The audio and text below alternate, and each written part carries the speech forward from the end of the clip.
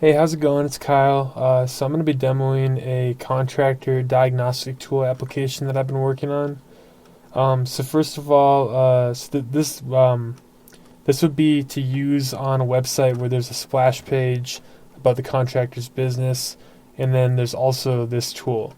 So the splash page would be here, and then if you open up the tool, it would open up like so. So the purpose of this is for a contractor to be able to abstract away taking a bunch of phone calls, right? So the real world use case would be a general contractor who fixes most aspects of a home, and they want to have an automated setup where they get information about problems that people are having that want to hire them, and it just goes directly to their email inbox.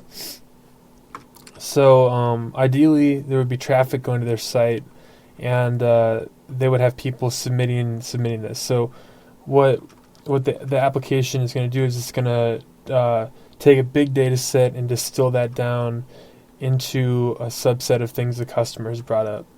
All right, so let's try it out. So let's say that the problem is inside the home. I'll put my name and stuff in here.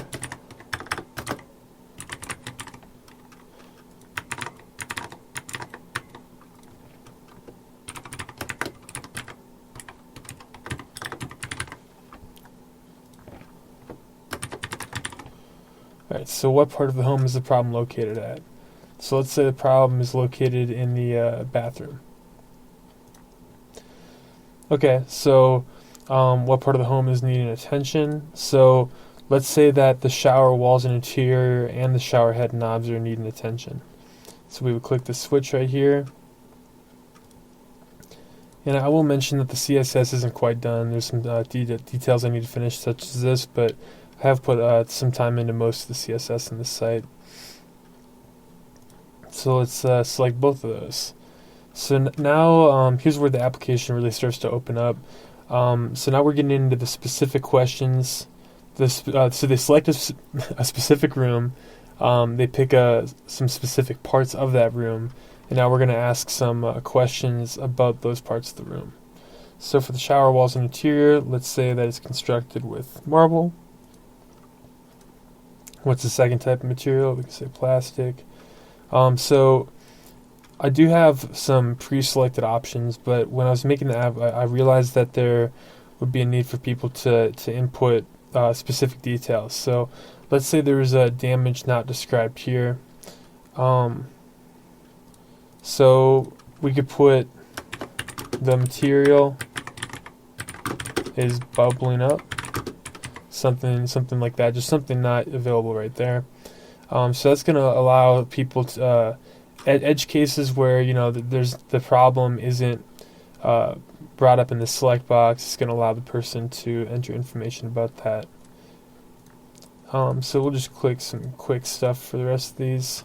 And obviously, to actually do this application correctly, you would need to work with a contractor, figure out what parts of the home they want to talk about, that they service, and then what specific parts of the room they would like to highlight, and then most importantly, some actual questions the contractor would have. I just made all these up, so you would want the expertise of someone who's actually used these things. So once we fill out all that information, what we're going to get is a form that's basically this is the finalized form, right? And we're just kind of confirming with the person using the application that they actually want this information to be on there. So let's say they want to add something because they noticed there's something missing. So we could say the material is bubbling up in multiple places. So it's going to allow some last minute checking of specific details the customers added. Ideally, they already would have gotten everything right up here. So they would just be able to double check it and then go right down to submit. So then once we submit it, we're going to get the actual PDF. So that what was just generated at the end, it was basically what it's doing is it's taking a screenshot and making a canvas and then converting the canvas into a PDF. So that's using a couple different packages that I found. So what we would want then is we would want this PDF form to be going directly to the contractor's email. So yeah, that's the basic functionality of the application. We'll take a little look at the code now. I'll point out a few things. So yeah, that PDF form would be going to the contractor's email. Okay, so the basic architecture of this application, I did make it in Vue 2. So what I decided to do for the design, the under the hood design, is I decided to have one big component with all these smaller components in it, and basically each smaller component it dips down, gets the data from the user, then comes back up to the main component. So we have the problem selector component, then within that we have gates 1 through 5. So each of those is progressively getting towards that last stage where we get that PDF file created. And yeah, that's the basic idea behind how I did the architecture for the application. Trying to think about what I would like to show in this particular one.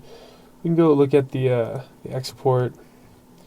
Yes, I used HTML2 Canvas and JS PDF to get that. First, essentially take a screenshot of a specific section of HTML, and then take that canvas and actually put it into a PDF. So that's how that final step is occurring. So I used Vue 2 as I mentioned before. I used Vuex for the big stage management. And then one of the main challenges with this was actually structuring the data and then accessing that data as it goes. So I have it separated into two big objects, right? I have the indoor data and the outdoor data. So which one of those the user is going to be using gets determined by this first button right here. So then it decides which of these files they're going to be using. And then we have this set of sectors, which is, the garage and the deck for outside. And then, these sub-questions aren't done yet for the outdoor sectors. But for the indoor sectors, we have the kitchen and then the bathroom. And then within each of those, we have subsectors. And then within each of those, we have a narrower array, so that's going to be the actual questions. So the way I had it, sometimes you wouldn't need to have a select box. So what I did is I had have an if statement within the code that watches for the first thing in the answers array to be input in all caps. And if we see that when the program's running, that's going to be when we get those questions that are only the input box without anything else. So let me show you that.